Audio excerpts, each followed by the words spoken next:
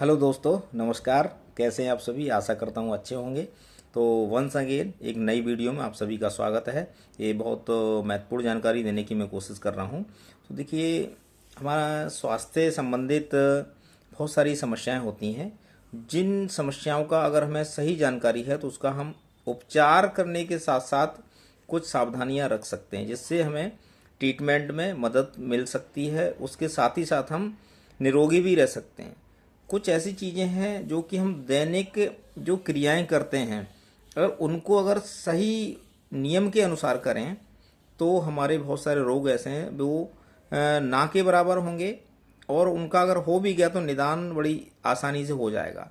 तो हमारा सही एक उद्देश्य ऐसा है जो लोगों को सही जानकारी हो जाए।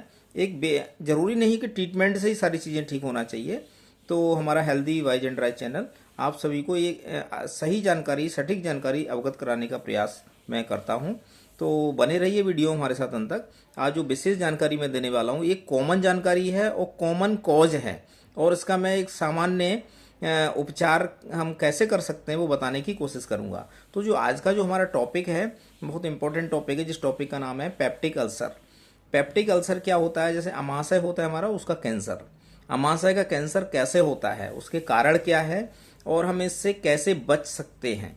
ठीक है, तो आशा करता हूँ ये वीडियो हो आपको बहुत हेल्पफुल रहेगा, और ये हर व्यक्ति के लिए आवश्यक है ना। हाँ, घर में बच्चे हैं, महिलाएं हैं, माताएं हैं, बुजुर्ग हैं, तो उनको अगर ये सावधानी अगर बरती जाए, वो लोग अगर ये सावधानी से अपना नित्य क्रियाएं करते हैं तो पेप्टिक अल्सर से छुटकारा भी पाया जा सकता है, और जो बिल्कुल स्वस्थ हैं उनको कभी पेप्टिक अल्सर नहीं होगा। तो इसके कारण क्या है? कॉमन कारण, जो सामान्य कारण है, दो कारण हो सकते हैं। एक तो सामान्य कारण हो सकते हैं, एक कॉम्प्लिकेटेड कारण हो सकते हैं। तो ठीक है, हम दोनों ही कारण बताने की कोशिश करें वन बाई वन। जो मेन मुख्य कारण है वो सबको समझ में आ जाएगा, और वो उससे हम अगर सावधान रहें, अगर उन अपनी जो नित्य क्रियाएं सही से करें, नियम के अनुसार करें, तो संभवतः पेप्टिक अल्सर तो बिल्कुल नहीं होगा। ठीक है, तो देखिए पहला कारण क्या है? इससे अपोजिट आहार, जैसे ठंडा खा लिया किसी ने, तुरंत गर्म खा लिया, तो ये क्या है? एक तरह अपोजिट आहार है। जैसे शीत जिसको बोलते हैं, कुछ जैसे मूली खा लिया, और मूली ठंडी है, मान ली उसका शीत ठंडा है, और कुछ गर्म खा लिया, तुरंत चाय पी ली। तो इस तरह के भोजन अगर हम कर रहे हैं तो हमें बचना चाहिए। ठीक है, ये मेन कारण है। इसके बाद है दूसरा, बिना पचे खा लेना। हम लोग क्या करते हैं? अपने स्वास्थ्य का ही अनदेखा कर लेते हैं। अगर हमारा डाइजेशन ठीक नहीं हुआ है और हमारा बिना पचा भोजन है, क्या पेट हमारा मैसेज देता है हमको मैसेज मिल जाता है कि हमारा खाना पच गया, यानी भूख लगना जिसको बोलते हैं।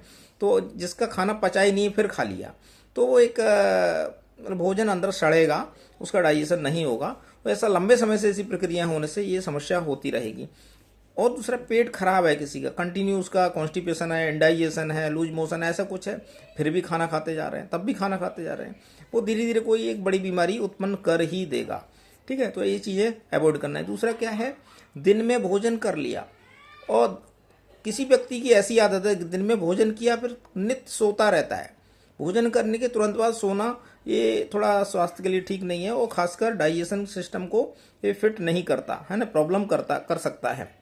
हाई लिक्विड लेना, कुछ लोग ऐसे हैं खाना कम खाते, बहुत ज़्यादा लिक्विड लेते रहते हैं। ठीक है, लिक्विड अच्छा होता है स्वास्थ्य के लिए, लेकिन हमेशा खाली पेट, हमेशा लिक्विड, वो थोड़ा प्रॉब्लम कर सकता है। खाना और पानी भी होना चाहिए, लेकिन उसका टाइमिंग रहती है। जब हम खाना खाते हैं, खाना खाने से अगर 1 घंटा पहले पानी पी ले, आधा घंटा पानी पी ले, कोई दिक्कत नहीं है। लेकिन अगर हम खाना खा रहे हैं, पानी पी रहे, खाना खा रहे हैं, पानी पी रहे, पहले पानी पी लिया, खाना खा लिया, पानी पी लिया, कंटिन्यू ये चलता रहेगा, वो ऐसा जो लोग कंटिन्यू करते हैं वो प्रॉब्लम होगा, उनका डाइजेशन फिट नहीं रहने वाला। दूसरा क्या है? Strong T. कुछ लोग क्या होते हैं, बहुत ज़्यादा स्ट्रॉन्ग टी लेते हैं। टी ले सकते हैं, कम लीजिए, कभी वैसे तो अवॉइड किया जाए बहुत अच्छा है, उसमें निकोटिन होता है, ये प्रॉब्लम कर सकता है। बट जो लोग स्ट्रॉन्ग टी लेते हैं और वो कंटिन्यू ऐसा आता है, वो भी खाली पेट, तो वो पेप्टिक अल्सर का कारण बन सकता है। ठीक है, इसके अलावा है हरीड ईटिंग। हरीड ईटिंग क्या होता है? हरीड ईटिंग मीन्स होता है बहुत जल्दी जल्दी खाना खाना। देखिए, खाना खाने का एक हमारे मुख से ही पाचन प्रक्रिया शुरू हो जाती है। पाचन प्रक्रिया का मतलब है खाना खाया उसको चबा चबा करके खाना है, अच्छे से निगलना है, और पर्याप्त मात्रा में खाना जैसे खा लिया, उसको थोड़ा रेस्ट दीजिए, आधा घंटा के बाद ही पानी पीजिए, पौन घंटे के बाद ही पानी पीना चाहिए, तो उसका सही डाइजेशन होगा। अदरवाइज डाइजेशन ठीक नहीं होगा और कंटिन्यूशन में बना रहने से तो फिर वो अल्सर का कारण बन सकता है। फिर क्या है, नेक्स्ट कारण है हाई स्मोकिंग। जो लोग हाई स्मोकिंग करते हैं, खाना के साथ भी स्मोकिंग है, पानी पीने के साथ स्मोकिंग है, चाय पी रहे तो स्मोकिंग है, एल्कोहल कर रहे हैं, तो ये सब चीज़ें हैं। और क्या है, ये बहुत सारी चीज़ें हैं, कंटिन्यू अगर ये ऐसा करते रहेंगे तो एक पेप्टिक अल्सर का कारण बन सकता है। नेक्स्ट है जो हमारे कुछ कॉम्प्लिकेटेड कारण हो, जो बाई बर्थ हो सकते हैं, तो ये हो गए सामान्य कारण। ऐसा अगर कर रहे हैं तो ये कारण बन सकता है। जैसे बाई बर्थ किसी की भोजन नली बहुत सक्रिय है, छोटी है, या उसमें कोई संक्रमण है, तो खाना अच्छे से खा नहीं सकता, उसके जूसेस बनते रहेंगे, डाइजेस्टिव जूस, या नहीं बनेंगे या कम बनेंगे, तो उसको प्रॉब्लम होगी। ठीक है। दूसरा क्या है, हर्निया है किसी को, है ना, हर्निया भी प्रॉब्लम कर सकता है। कुछ उसको इन्फेक्शन हो गया, जैसे प्रोटोजोआ जैसे हो, पेट में इन्फेक्शन हो गया, फंगल इन्फेक्शन हो गया है इन्फेक्टेड, और अशुद्ध खाना खा रहे हैं, ये भी एक कारण हो सकता है। तो ये सब, और कुछ लोग दर्द की बहुत ज़्यादा दवाएं अपने आप लेते रहते हैं बिना डॉक्टर की सलाह से। देखिए, दर्द की दवा बहुत खतरनाक है। दर्द की दवा दर्द ठीक नहीं करती, बल्कि फ्यूचर में और दर्द देने वाली होती है।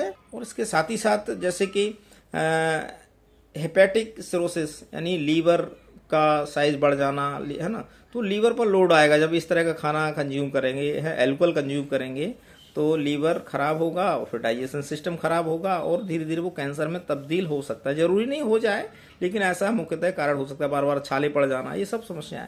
और मेडिसिन, जो लोग मेडिसिन, अनावश्यक मेडिसिन और अननेसेसरी मेडिसिन लेते रहते हैं, जैसे एंटी इन्फ्लामेटरी मेडिसिन, यानी जो स्वेलिंग कर रही हैं, दर्द कम कर रही हैं, ऐसी दवाइयाँ, एनाल्जेसिक दर्द वाली हैं, एंटीबायोटिक, 2-3 तरह की दवाइयाँ ऐसी जो कॉमन यूज में आती हैं, लेकिन छोटी मोटी प्रॉब्लम हो गई तुरंत एंटीबायोटिक ले लिया, नहीं लेना चाहिए। बॉडी के अंदर भी इम्यून सिस्टम होता है, इम्यून सिस्टम क्या करता है, वो फिट करने की कोशिश करता है, लेकिन इम्यून सिस्टम को एक्टिव हम लोग होने ही नहीं देते हैं, उससे पहले दवाइयाँ ले लेते हैं, तो हम इम्यूनिटी वीक होती जाएगी और डाइजेस्टिव सिस्टम स्ट्रांग होने की बजाय मतलब और वीक होता जाएगा। तो ये सब चीज़ें हैं जो कि हम पेप्टिक अल्सर का कारण बन सकते हैं। तो आप लोग सावधान रहने की कोशिश करें, ठीक है। और इसमें बचाया कैसे जा सकता है, अगर, है ना, हमें अगर अपने स्वास्थ्य की अच्छे से देखभाल करनी है, तो देखिए इसके कुछ बचाव हैं, प्रिकॉशंस हैं, जो हम बताने की कोशिश कर रहे हैं। देखिए, एवॉइड, NSAIDs, ये क्या होता है, हमको बहुत ज़्यादा जो ड्रग लेते रहते हैं, non steroid anti inflammatory drugs होती हैं, जैसे आइबुप्रोफेन, जो दर्द की दवा होती है, लाल जिसको टैबलेट जिसको बोलते हैं, लाख की गोली कुछ लोग बोलते हैं, है। तो ये दवा है, हरे पन्ने वाली दवा है, नियासिन करके, जो इस तरह की, जो खासकर इसमें बहुत ज़्यादा ही मतलब स्ट्रॉन्ग होती है वो पेन किलर, ये नहीं लेना चाहिए, ये बिल्कुल अवॉइड करना चाहिए। और अगर कोई व्यक्ति ले रहे हैं तो हमेशा डॉक्टर की सलाह से ही लेना चाहिए। दर्द की दवाएं कॉमन है, बट ये बहुत खतरनाक भी हैं, बस ये हमको समझने का ज़रूरत है। इसके अलावा लिमिट अल्कोहल, जो लोग अल्कोहल कंज्यूम करते हैं उनको लिमिट में करना चाहिए, कभी कभार कर लेना चाहिए, अगर करने का उनका शौक है, अगर उनका मन नहीं मान रहा है तो तब है, वो भी विपरीत है हमारे स्वास्थ्य के लिए, है। और क्वाइट स्मोकिंग, स्मोकिंग बिल्कुल बंद करना चाहिए, स्मोकिंग ठीक नहीं है, तंबाकू, ये चीज़ें, जर्दा, कत्था, ये सब चीज़ ठीक नहीं होता, ठीक नहीं है। मैनेज स्ट्रेस, स्ट्रेस को मैनेज करना चाहिए अपने आप।